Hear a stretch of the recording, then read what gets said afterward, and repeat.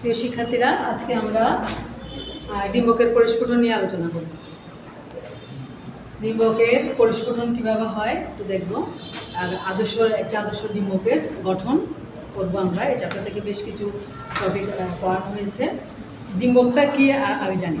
ডিম্বক কি? ডিম্বক হলো ডিম্বাশয়ের অভ্যন্তরে একটি অংশ, যা কি করে জনন মাতৃকোষ সৃষ্টি, মাতৃজনন কোষ বা জনন মাতৃকোষ সৃষ্টি করে, এবং এরা কি হয় উদ্ভিদের ক্ষেত্রে নিষেকের পরে বীজে পরিণত হয়।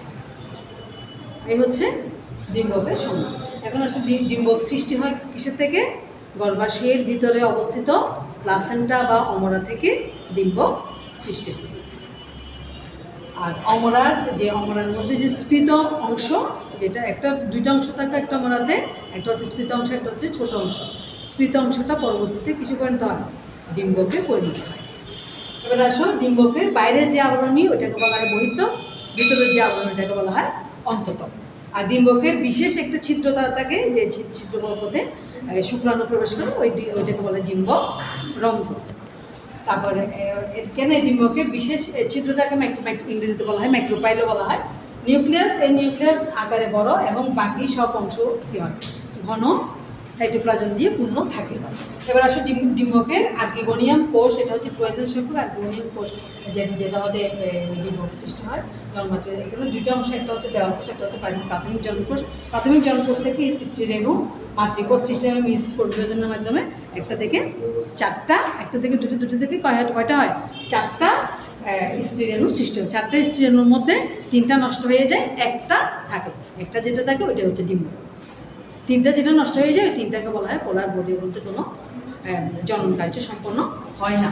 এখন আসো ডিম্বকের একটা আদর্শ ডিম্বকের গঠন। ডিম্বকের মধ্যে কি কি অংশ থাকে আমরা প্রথমে দেখি। ডিম্বকের মধ্যে ডিম্বক নাড়ি, ডিম্বক নাভি, নিউসেলাস কোষ, ডিম্বক ত্বক, ডিম্বক রন্ধ্র, ডিম্বক মূল, ভ্রূণথলি থাকে। ভ্রূণথলির মধ্যে 3টে অংশ থাকে, গর্ভযন্ত্র, প্রতিপাদক কোষ এবং সেকেন্ডারি নিউক্লিয়াস। এখন আসো আমাদের যে ডিম্বকটার গঠনটা আমরা একটু যদি ইয়ে করি, এটা হচ্ছে অধোমুখী ডিম্বক। ডিম্বকটা এভাবে অবস্থান করছে। এভাবে যখন অবস্থান করছে, আমি যে ওগুলো লিখেছি, অংশগুলো লিখেছি, ওগুলো নিচের থেকে আসবে। এটা হচ্ছে ডিম্বক নাড়ি। ডিম্বক নাড়িটা কি? ডিম্বক নাড়িটা হচ্ছে ডিম্বকের বোটার সাথে কি থাকে? যুক্ত থাকে।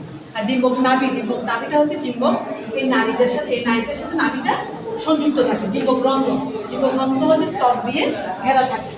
আর এই বাইরের অংশটাকে বলা হয় বৈদ্য, ভিতর অংশটাকে বলা হয় অন্তঃ। এই পুরোটা হচ্ছে ভ্রূণথলি। যেটার মধ্যে এইটা হচ্ছে পুরোটা ভ্রূণথলি, যেটার মধ্যে প্রতিপাদক কোষ থাকে। এতটুকু পর্যন্ত ভ্রূণথলি, যেটার মধ্যে কি থাকে? প্রতিপাদক কোষ থাকে, সেকেন্ডারি নিউক্লিয়াস থাকে মাঝখানে, দুটো নিউক্লিয়াস একসাথে যুক্ত হয়ে, তারপরে এখানে মাঝখানে যেটা থাকে ডিম্বাণু মাঝখানে থাকে, যেটা সহকারী কোষ। এবার আসো, এখানে ভ্রূণ পোষক, এগুলো হচ্ছে ভ্রূণ পোষক টিস্যু, যেটা ভ্রূণ পোষক মানে ভ্রূণথলিকে যেটা ধারণ করে। আর এটা হচ্ছে ডিম্বক মূল। ডিম্বক মূলটা হচ্ছে ডিম্বকের গোড়ার অংশটাকে বলা হয় ডিম্বক। যেহেতু ডিম্বকটা এরকম অধোমুখী, তাহলে এটা ডিম্বকের গোড়ার অংশ হচ্ছে এটা। ডিম্বকের গোড়ার অংশটাকে বলা হয় ডিম্বক মূল, এবং ডিম্বক থলি হচ্ছে গর্ভদণ্ড, আর হচ্ছে এটা ডিম্বক রন্ধ্রের কাছে অবস্থান করে। আর হচ্ছে প্রতিপাদক কোষ, সেকেন্ডারি নিউক্লিয়াস। প্রতিপাদক কোষটা হচ্ছে ডিম্বকের মূলের দিকে, ডিম্বক মূলের দিকে থাকে প্রতিপাদক কোষটা। আমরা কোথায় দেখতে পাচ্ছি? ডিম্বক মূলের দিকে। আর হচ্ছে দুইটা নিউক্লিয়াস যুক্ত হয়ে যেখানে মাঝখানে একটা নিউক্লিয়াস তৈরি হয়, ওইটা বলা হয় সেকেন্ডারি নিউক্লিয়াস। এটা হচ্ছে গর্ভযন্ত্র। এটা ডিম্বক রন্ধ্রের কাছাকাছি অবস্থান, গর্ভযন্ত্র বলা হয় এটাকে। আর প্রতিপাদক কোষ এবং সেকেন্ডারি নিউক্লিয়াস।